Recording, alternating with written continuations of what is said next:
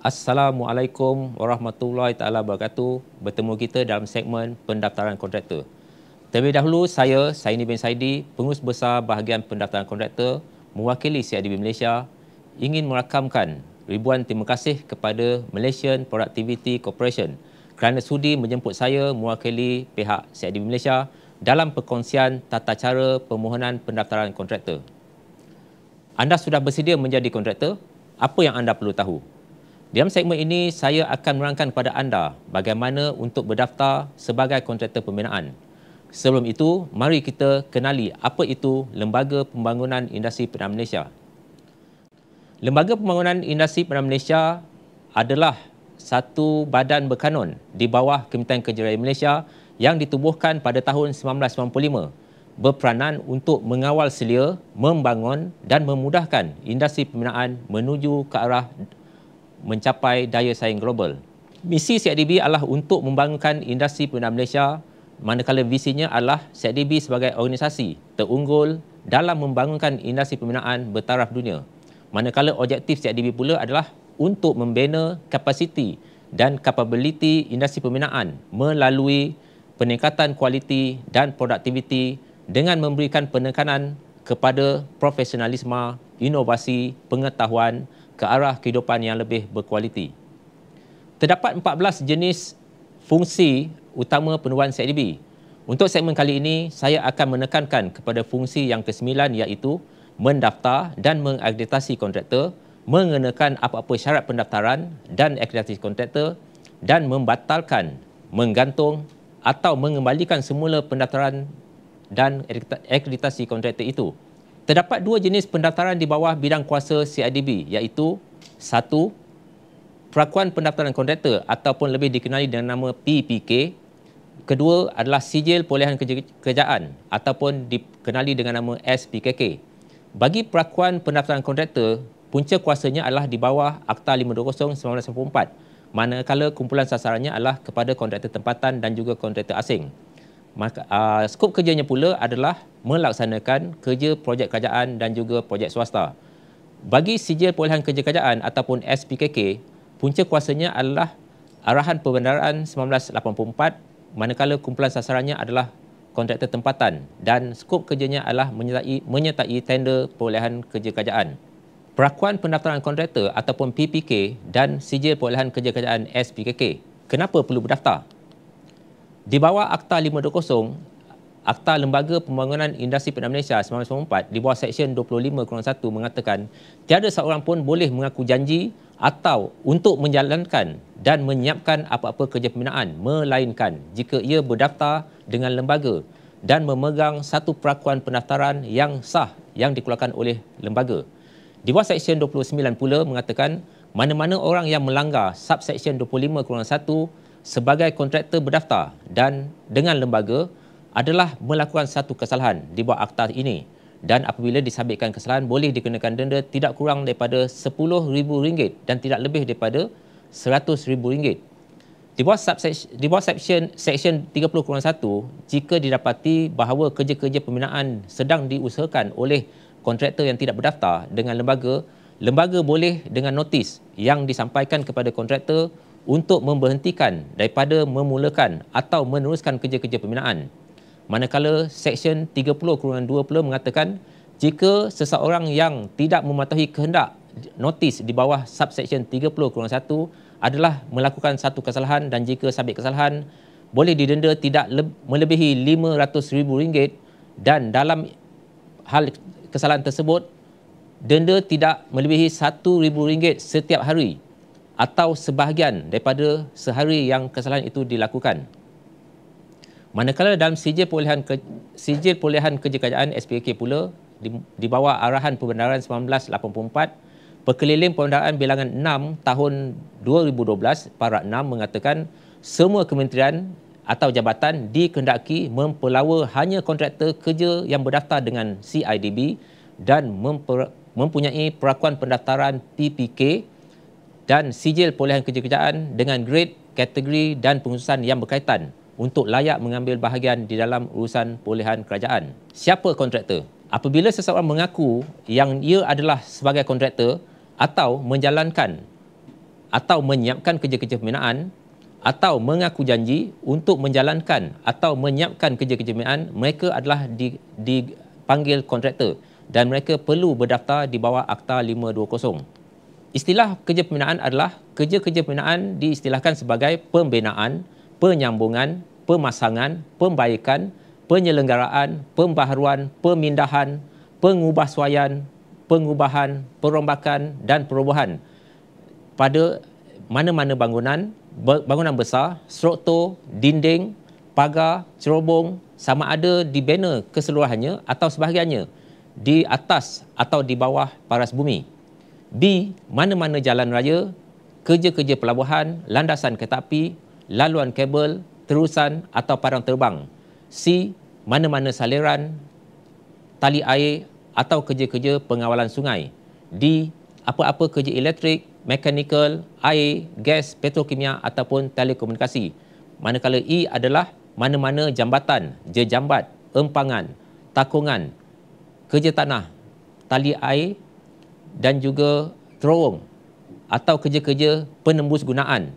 Termasuklah bagi kerja-kerja membentuk bahagian yang penting atau perlu atau sebagai persediaan sementara bagi kerja-kerja perihal daripada A hingga E tadi, termasuklah pembersihan tapak, penyelidikan, pembaikan tanah, pemindahan tanah, penggalian, peletakan batu asas, pemulihan dan landscape tapak.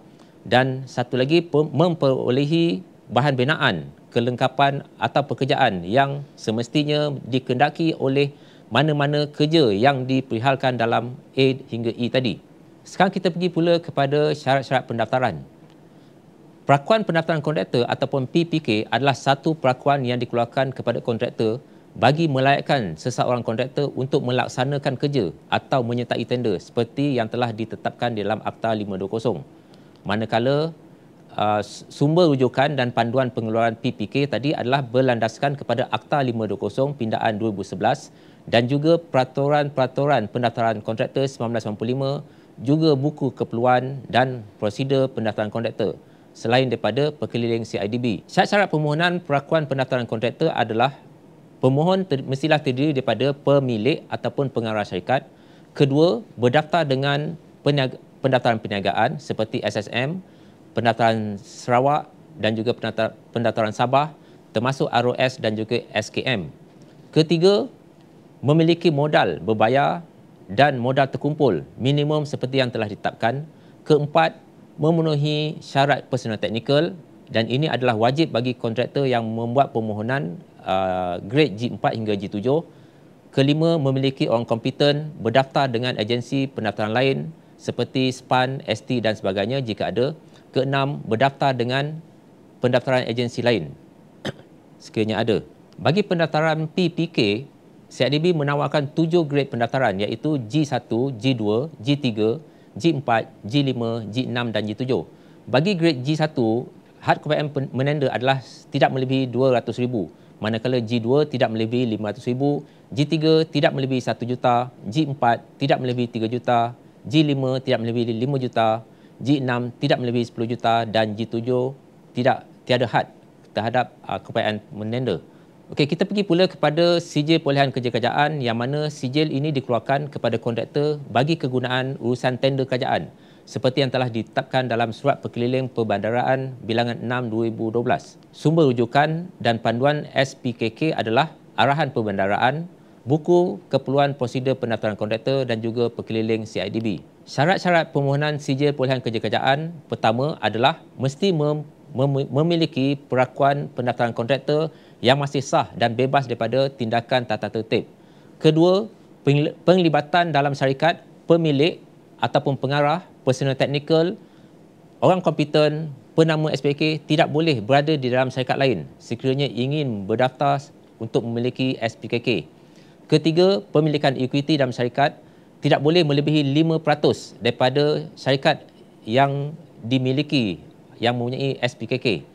Keempat, bagi permohonan SPKK, kontraktor bergrade G2 hingga G4 perlulah melalui penilaian skor yang mana di dalam penilaian tersebut perlu memperolehi 2 bintang. Manakala grade G5 hingga G7 perlu memperolehi penilaian sebanyak 3 bintang. Bagi kontraktor G7, syarat yang kelima adalah mesti wajib memiliki persijilan ISO 9001-2015. Okey, ini adalah kelayakan kewangan yang perlu ada kepada pemohon untuk memohon sebagai kontraktor grade G1. Modal berbayar perlu ada adalah sebanyak RM5,000 bagi permohonan PPK. Manakala sekiranya pemohon ingin membuat permohonan sehingga ke SPKK, perlulah mempunyai modal sebanyak RM10,000. Bagi kontraktor G2, modal minimum adalah sebanyak RM25,000, G3 RM50,000, G4 RM150,000, G5 RM250,000, G6 RM500,000 dan G7 RM750,000. Ini adalah modal-modal yang perlu disediakan oleh pihak pemohon. Sekarang kita pergi pula kepada tindakan tata tertib dan perundangan. Tindakan tata tertib ke atas perakuan pendaftaran kontraktor adalah punca kuasanya adalah datang daripada Akta Lembaga Pembangunan Industri Perdana Malaysia Akta 520. Manakala status pelaksanaannya adalah merupakan satu ketetapan undang-undang, kesalahan adalah kesalahan yang dilakukan oleh kontraktor di bawah peruntukan Akta 520. Dan jenis hukuman yang boleh dikenakan dari segi hukuman tata tertib adalah amaran, gantung dan juga batal. Manakala hukuman dari segi undang-undang adalah boleh dikenakan denda, kompaun, hukuman penjara ataupun tapak ditutup. Bagi pekeliling tindakan tata tertib SPKK buka kuasa pada tahun 2015, punca kuasanya adalah Arahan Pengendaraan Pindaan Bilangan 3 2012, manakala status pelaksanaannya adalah merupakan satu ketetapan secara pentadbiran. Kesalahan adalah kesalahan yang dilakukan oleh kontraktor berkaitan dengan peruntukan kontrak, manakala jenis hukumannya adalah amaran, gantung dan tarik balik. Senarai kesalahan dan tindakan ke atas pelanggaran syarat tawaran ataupun syarat kontrak SPKK adalah: pertama, amaran jika terdapat kesalahan gagal mematuhi obligasi kontrak ataupun non-performance ataupun lewat atau tidak menepati spesifikasi. Kedua, lain-lain kesalahan yang berkaitan dengan syarat tawaran dan juga syarat kontrak. Bagi tindakan kedua iaitu gantung SPKK selama setahun, ini diambil apabila berlakunya kesalahan menarik diri sebelum keputusan tender diumumkan. Dan kedua adalah penamatan kontrak bagi kerja yang dipanggil secara sebuah harga ataupun kerja undi.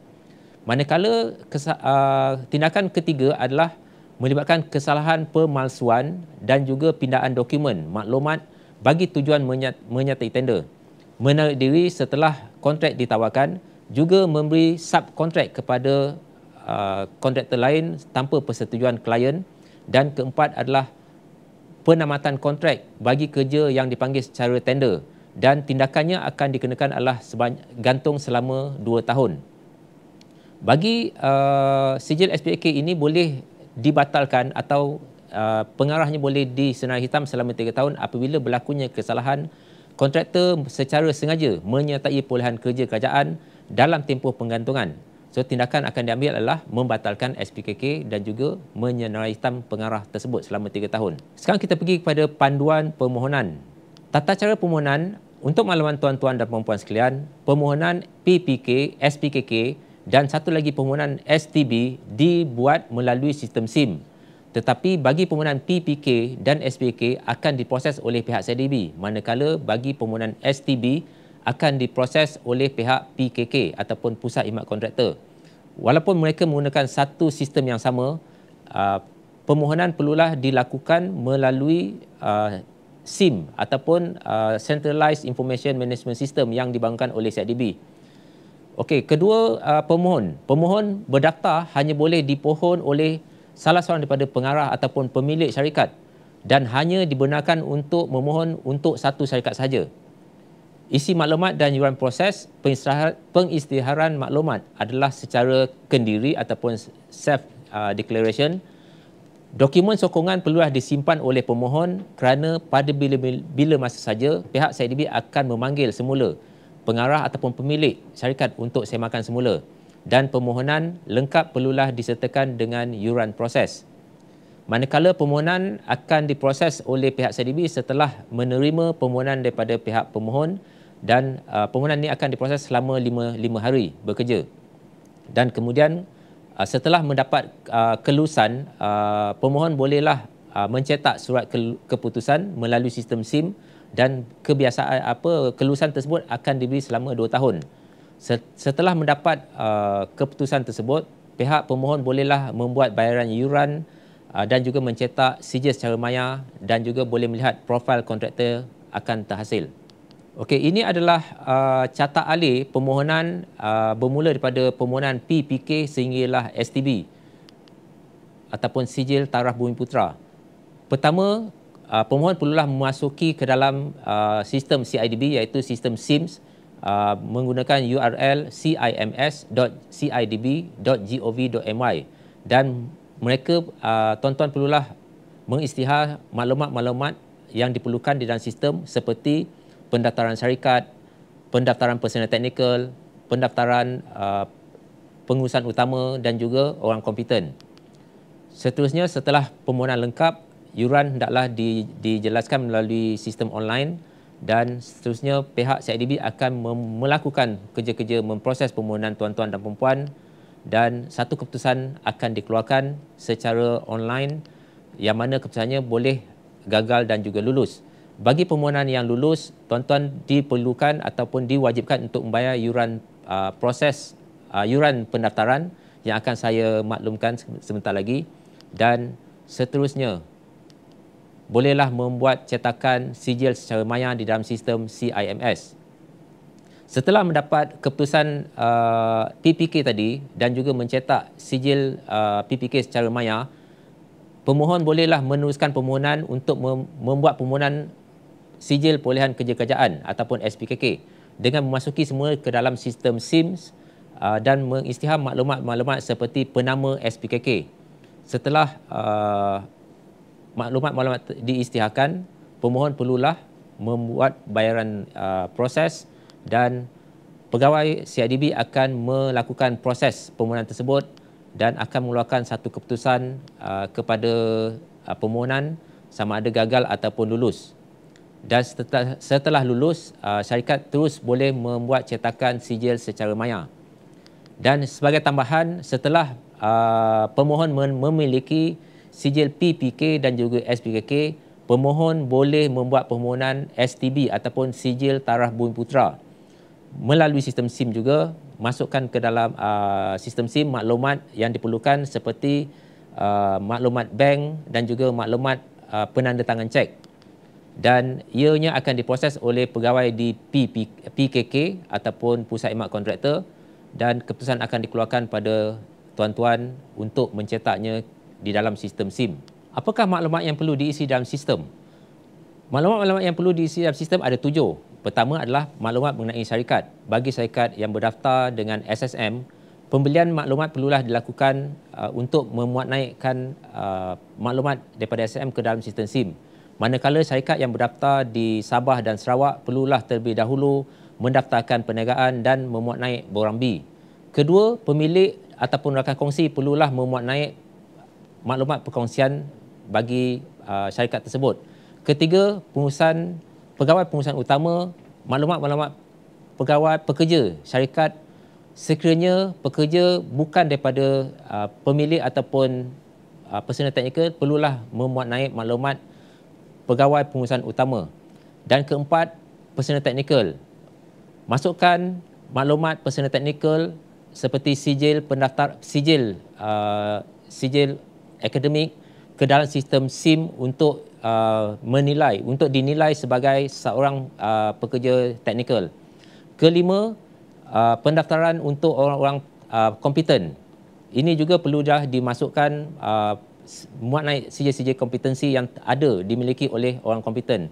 Keenam, pendaftaran agensi lain iaitu sekiranya syarikat mempunyai pendaftaran di agensi lain seperti SPAN, ST dan sebagainya, perlulah memuat naik maklumat-maklumat tersebut.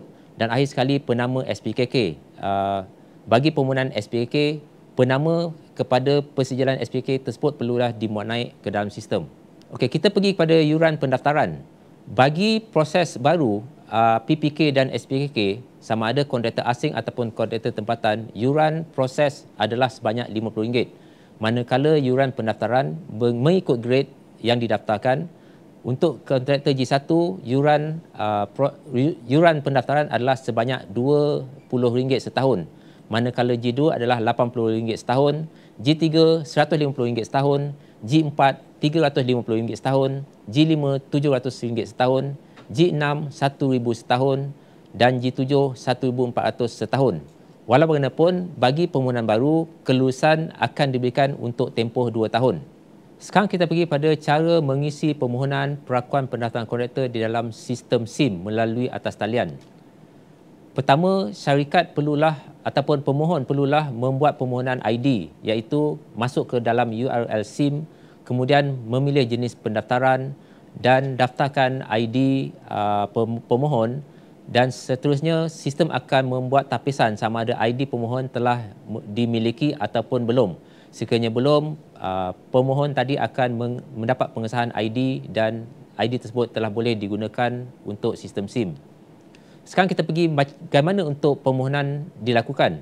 Pertama, masukkan pergi ke URL cims.cidb.gov.my. Paparan akan kita dapat lihat seperti dalam sistem, dalam komputer. Kemudian bagi langkah kedua, bagi kontraktor sedia ada ataupun pertama kali menggunakan SIM, sila klik antara salah satu pilihan di bawah, iaitu sebagai kontraktor berdaftar ataupun untuk mereset semula ID kata-kata alarm tersebut. Dan bagi kontraktor yang baru, terus pilih nombor 3, iaitu bagi kontraktor yang tidak mempunyai pendaftaran kontraktor, klik daftar baru untuk mencipta ID. Seterusnya, sistem akan memaparkan seperti di skrin yang mana syarikat ataupun pemohon perlulah memilih syarikat untuk didaftarkan dan teruskan dengan button ataupun langkah nombor 5, klik teruskan. Kemudian terus ke langkah 6, iaitu syarikat perlulah membuat pilihan jenis pendaftaran yang perlu dilakukan, iaitu nombor 1, iaitu kontraktor tempatan bagi kontraktor yang berasal daripada Malaysia lah. Bagi kontraktor asing perlulah memilih langkah kedua, dan bagi kontraktor usaha sama pilihlah langkah yang ketiga. Dan seterusnya klik pada button teruskan nombor 7. Seterusnya maklumat-maklumat pemohon perlulah dimasukkan ke dalam ruang yang telah disediakan seperti nama dan sebagainya. Dan seterusnya pergi ke langkah nombor 9, maklumat pengguna ataupun individu yang mengendalikan permohonan syarikat, ataupun ia boleh mewakili syarikat, iaitu pekerja syarikat tersebut yang digajikan. Ke-10, cipta ID ataupun nama pengguna dan kata laluan. Butiran log masuk ini akan diguna pakai untuk mengakses akaun pendaftaran syarikat. Kemudian seterusnya tekan hantar, dan pemohon akan dapat membuat pengesahan ID dan nama kata laluan melalui email yang akan dihantar oleh sistem SIM. Seterusnya, gunakan ID dan nama pengguna dan juga kata laluan yang telah disahkan untuk mengakses ke dalam sistem SIM tersebut. Setelah berjaya mencipta ID pengguna, kini anda boleh memulakan permohonan pendaftaran. Pertama, masuk ke dalam URL cims.cidb.gov.my dan akan tertera paparan seperti di skrin. Kemudian masukkan ID ataupun nama pengguna dan juga kata laluan serta klik log masuk. Skrin akan dipaparkan seperti di bahagian bawah, iaitu buat pemilihan kepada langkah nombor 2, iaitu pilih pendaftaran.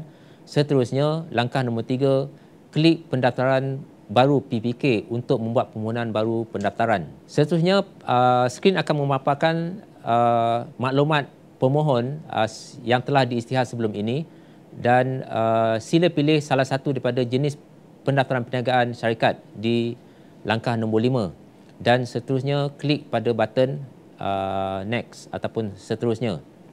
Di langkah nombor 7 ataupun laman nombor pendaftaran perniagaan, masukkan nombor pendaftaran perniagaan syarikat dalam ruang tersedia mengikut format yang telah ditetapkan.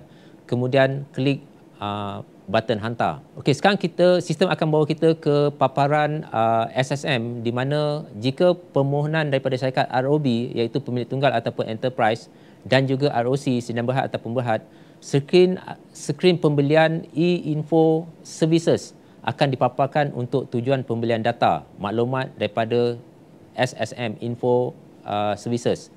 Jika syarikat yang berdaftar di Sabah ataupun Sarawak ataupun syarikat berdaftar sebagai ROS ataupun SKM, skrin akan terus papar ke laman maklumat syarikat untuk diisi. Yang ini tuan-tuan perlulah mengisi maklumat-maklumat dan juga mengupload dokumen yang perlu disertakan. Kerana sistem SIM belum lagi diintegrasikan bersama sistem pendaftaran di Sabah dan juga Sarawak.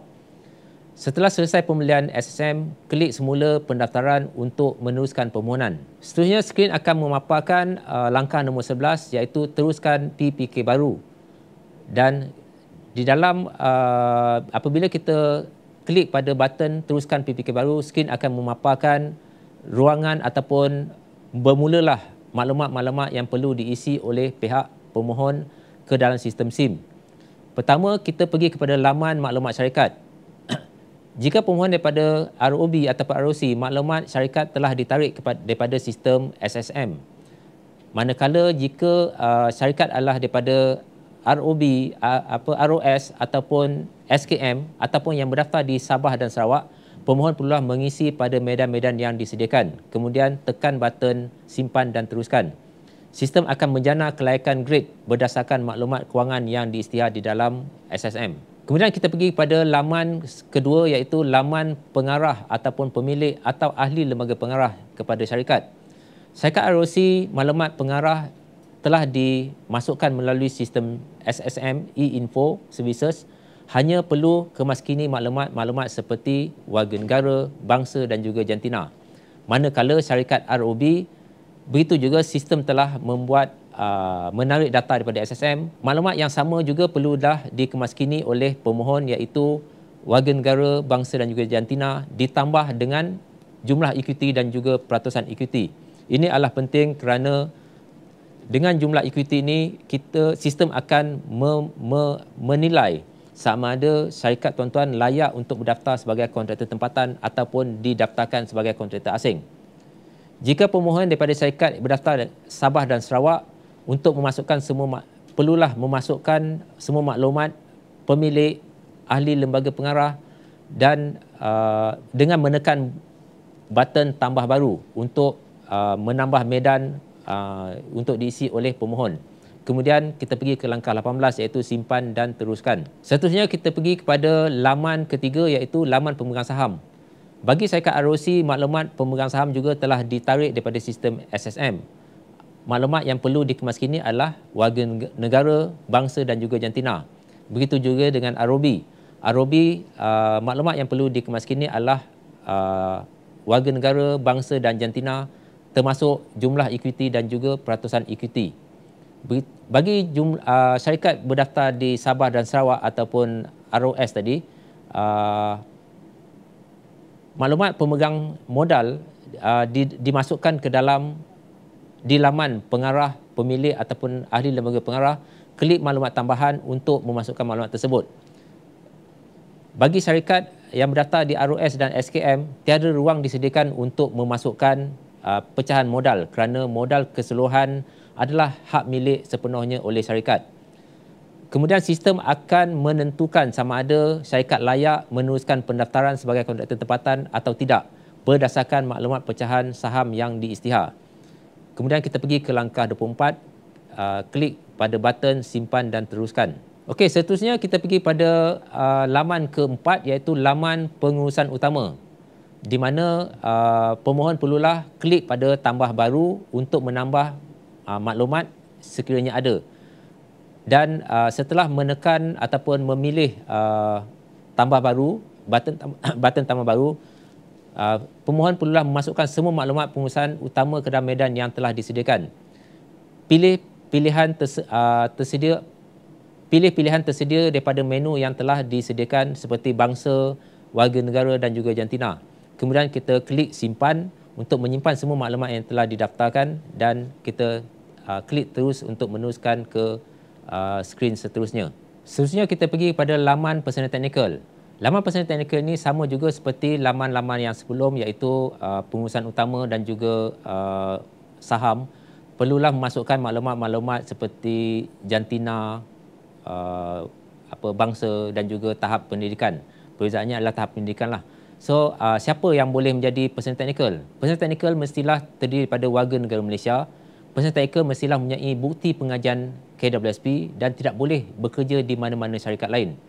Pengaraan tahun personal teknikal adalah berdasarkan pada tahun tamat pengajian di IPT dan mereka perlulah kekal di syarikat yang berdaftar bagi memastikan mereka layak ataupun syarikat layak untuk terus kekal mendapat persejilan PPK tersebut.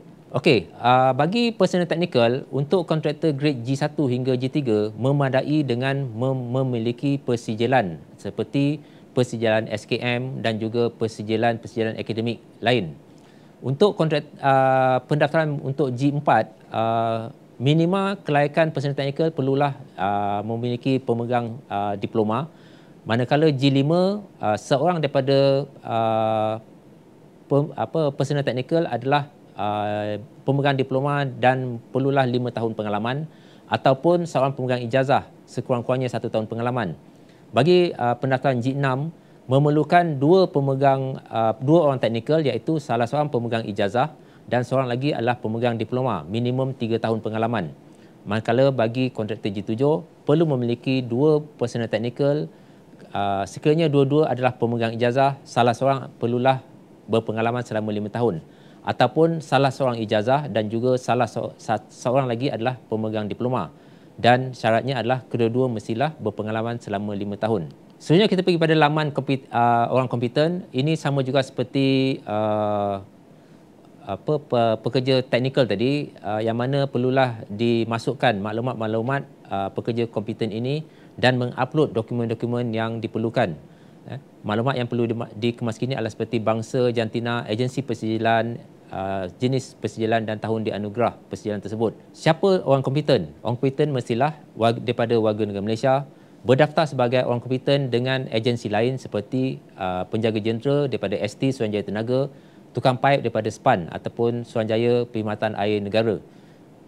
Selain daripada itu, orang kompeten mestilah digajikan sepenuhnya, mempunyai caruman KWSP dan tidak boleh bekerja di mana-mana syarikat lain. Okey, seterusnya kita pergi laman agensi persijilan, di mana pemohon sekiranya memiliki persijilan daripada agensi lain perlulah tekan button tambah baru untuk memasukkan semua maklumat persijilan pada medan-medan yang disediakan seperti jenis sijil, nama agensi persijilan, tarikh anugerah, nombor pendaftaran persijilan dan juga tarikh luput, dan seterusnya memuat naik dokumen-dokumen yang diperlukan dan seterusnya tekan simpan dan teruskan untuk pergi ke laman seterusnya. Sekarang kita pergi pada laman memuat naik dokumen. Ini adalah satu laman yang agak penting di mana pemohon boleh menambah apa-apa dokumen sokongan di ruang ini dengan menekan button tambah baru di langkah nombor 48 dan memuat naik segala dokumen-dokumen yang dijangkakan ataupun yang dapat menyokong permohonan pendaftaran kontraktor tadi. Seterusnya tekan pada klik simpan dan teruskan. Setelah semua maklumat dimasukkan, sistem akan mengeluarkan draft kelulusan iaitu grade, kategori dan pengurusan berdasarkan apa-apa yang diisytihar oleh tuan-tuan dan puan-puan ke dalam sistem SIM. Laman draft kelulusan sekiranya tidak bersetuju dengan laman keputusan tersebut, kontraktor boleh memilih satu daripada tiga iaitu mohon tukar, iaitu untuk memohon grade lebih rendah daripada yang disyorkan oleh sistem. Kedua, lengkapkan semula maklumat-maklumat untuk memohon grade yang lebih tinggi ataupun menambah pengurusan lain berdasarkan orang kompeten dan juga agensi persijilan. Ketiga, sekiranya bersetuju dengan show oleh sistem, kontraktor bolehlah menekan button teruskan. Dan di laman self-declaration ataupun di bahagian ini, pemohon perlulah membaca segala pengakuan dan klik pada setiap kotak pernyataan. Jika bersetuju, klik setuju dan teruskan pembayaran. Dan pembayaran boleh dilakukan dalam tempoh 14 minit. Sekiranya pemohon gagal melaksanakan pembayaran dalam masa 14 minit, permohonan ini akan secara automatik terbatal ataupun dibatalkan. Okey, seterusnya setelah pemohon bersetuju dengan pengesyuran dan perlulah membuat bayaran untuk uh, proses permohonan, iaitu setelah transaksi bayaran berjaya akan dipaparkan resit bayaran dan skrin ini akan terpapar untuk dicetak oleh pemohon. Okey, seterusnya setelah permohonan dilaksanakan ataupun berjaya dilakukan, pemohon boleh melihat ke dalam sistem untuk memaparkan pendaftaran PPK, maklumat yang disimpan dalam sistem, dan juga permohonan ini setelah berjaya bayaran dilakukan akan diproses oleh pegawai CIDB dalam masa 5 hari bekerja.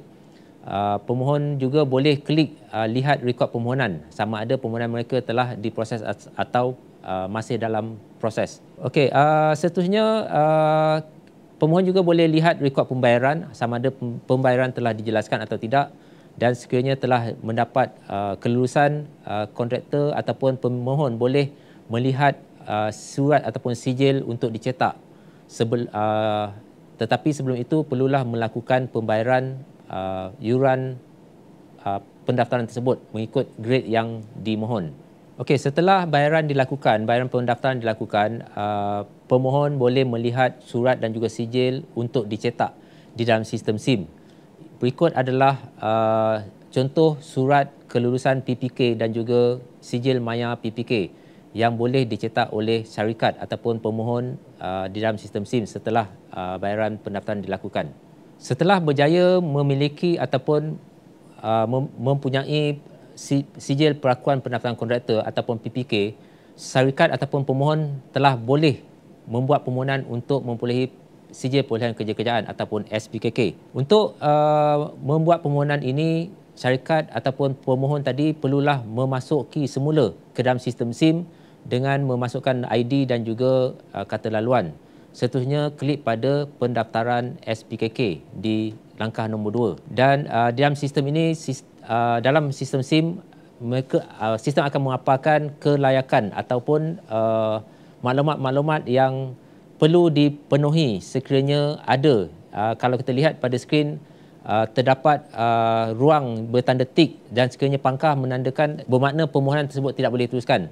Dan syarikat ataupun pemohon perlulah membaiki ataupun menyesuaikan kehendak-kehendak yang terdapat dalam sistem tersebut. Seterusnya, sekiranya permohonan boleh dilakukan, pemohon perlulah membuat penambahan ke dalam sistem, iaitu nama penama di SPK. Penama ini penting bagi meletakkan ataupun melayakkan hanya orang ini saja yang boleh memasuki sebuah harga tender-tender kerajaan. Kerana selain pada nama tersebut, mereka tidak boleh ataupun tidak boleh menunjukkan ataupun membawa persetujuan tersebut ke dalam sebuah harga ataupun panggilan tender tersebut. Okey, ulangi langkah 7 hingga 10 sekiranya mempunyai 2 atau mempunyai lebih daripada 1 penama untuk membolehkan nama-nama tersebut disenaraikan di dalam persetujuan tersebut. Seterusnya, kita klik simpan dan kita cetak invoice. Setelah berjaya, sistem akan memaparkan di ruangan 14 iaitu status sejarah permohonan, dan juga sekiranya telah berjaya, pemohon tadi bolehlah mencetak ataupun memaparkan sijil juga surat kelulusan dan mencetak sijil tersebut. Seperti yang di skrin kita lihat, inilah surat lulus SPKK dan juga sijil SPK secara maya. Okey, ini adalah dua persijilan, iaitu sijil PPK di sebelah kiri dan juga sijil SPKK sebelah kanan sekiranya permohonan berjaya mendapatkan kedua-dua persijilan tersebut. Okey, secara ringkasnya daripada keseluruhan yang saya bentangkan tadi, berikut adalah catat alih permohonan perakuan pendaftaran kontraktor, iaitu pertama, syarikat perlulah memohon ID untuk memasuki ataupun akses ke dalam sistem SIM. Setelah berjaya mendapat ID, syarikat perlulah mengisytihar segala maklumat yang diperlukan, dan setelah lengkap, syarikat perlulah membuat bayaran proses, dan setelah bayaran proses dilakukan, pegawai di dalam CIDB akan melakukan proses kepada permohonan tersebut, dan keputusan akan dikeluarkan untuk memaklumkan kepada pemohon yang permohonan tersebut telah berjaya, dan seterusnya membuat bayaran kepada yuran persijilan ataupun yuran pendaftaran, dan syarikat-syarikat kontraktor ataupun pemohon perlulah menyimpan segala dokumen-dokumen yang diisytihar tadi untuk CIDB ataupun CIDB melakukan semakan di kemudian hari untuk memastikan semua dokumen tersebut adalah benar yang diisytihar oleh pemohon. Dan seterusnya syarikat bolehlah mencetak persetujuan secara maya. Begitu juga dengan sijil perolehan kerajaan, pertama perlulah memohon ID ataupun kata laluan, mengisytihar segala maklumat, membuat bayaran proses, dan permohonan akan diproses oleh pihak CIDB, keputusan akan dikeluarkan dan semua maklumat ataupun dokumen-dokumen perlulah disimpan untuk semakan di kemudian hari. Okey, sebagai tambahan, ini adalah tanggungjawab setelah kita menjadi kontraktor. Di bawah Seksyen 34B-1, seseorang kontraktor yang mengusahakan apa-apa kerja pembinaan hendaklah memberitahu dan mengemukakan kepada lembaga apa-apa maklumat dan dokumen, termasuk apa-apa dokumen sokongan yang berhubung dengan kerja pembinaan, sama ada baru ataupun sebaliknya, mengikut akta ini. Kedua, memastikan kerja pembinaan dijalankan mengikut peruntukan akta, mana-mana peraturan, terma, syarat yang dikenakan oleh lembaga dan mana-mana undang-undang bertulis yang lain. Ketiga, memastikan keselamatan bangunan dan kerja pembinaan sama ada semasa ataupun selepas kerja pembinaan dilakukan. Dan bagi kesalahan tidak mengisytihar ataupun gagal kepada Seksyen 34(1) ini, kontraktor boleh dikenakan penalti bernilai RM500,000 sekiranya gagal mematuhi peraturan ini. So dengan itu, di sini saja taklimat saya berkaitan dengan pendaftaran kontraktor. Segala pertanyaan mungkin boleh berhubung terus kepada pihak CIDB melalui talian K-Line iaitu 03-5567-3300. Segala maklumat boleh didapatkan di dalam e-bantuan tersebut. Sekian, terima kasih.